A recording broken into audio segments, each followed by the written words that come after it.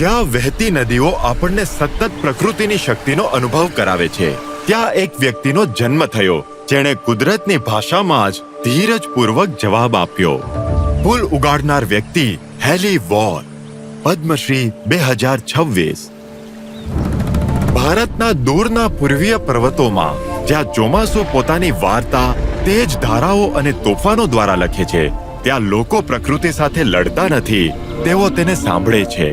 અહીં 1957માં મેઘાલયના સોહરા નજીકના સિયેજ નામના દૂરના ગામમાં ખાસી પહાડોના સરળ લોકોમાં હેલી વોરનો જન્મ થયો હતો. 10 વર્ષની ઉંમરે તેમણે એક એવી પરંપરા અપનાવી હતી જે આજના વિશ્વમાં દુર્લભ છે. ધીરજ, જેને મિનિટો અને વર્ષોમાં નહીં પરંતુ પેઢીઓમાં માપવામાં આવે છે. નદીઓ પર જીવંત મૂળવાળા પુલ બનાવવાની પરંપરા ખાસી લોકોના સમુદ્ર વારસાનું એક અમૂલ્ય રત્ન. રબરના અંજીરના ઝાડ, ફિકસ ઇલાસ્ટિકાના હવાઈ મૂળમાંથી બનેલા આ પુલને બનાવવામાં દાયકાઓ લાગે છે. તેઓ વળતા જાય છે, મજબૂત બને છે અને વધતા જાય છે અને જંગલનો ભાગ બની જાય છે.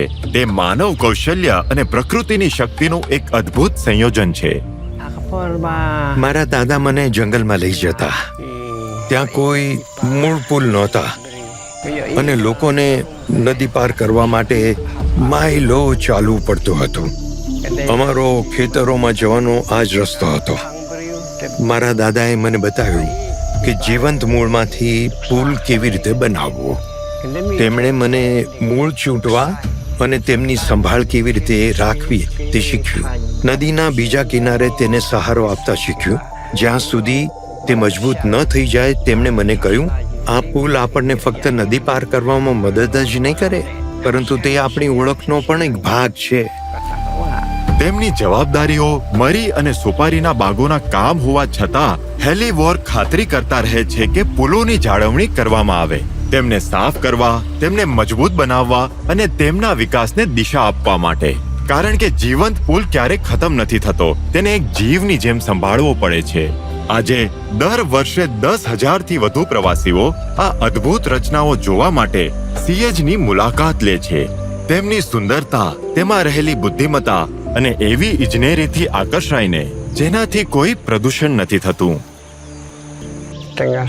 મને ખુશી છે કે મેઘાલયમાં અમે અમારી પરંપરાઓને મહત્વ આપીએ છીએ અને જીવંત મૂળ પુલોને બચાવવાનો પ્રયાસ કરીએ છીએ.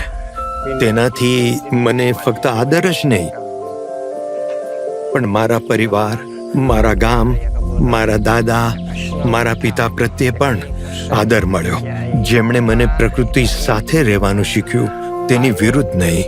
શ્રી હેલી વોર, પદ્મશ્રી 2026. કોટી કોટી નમન.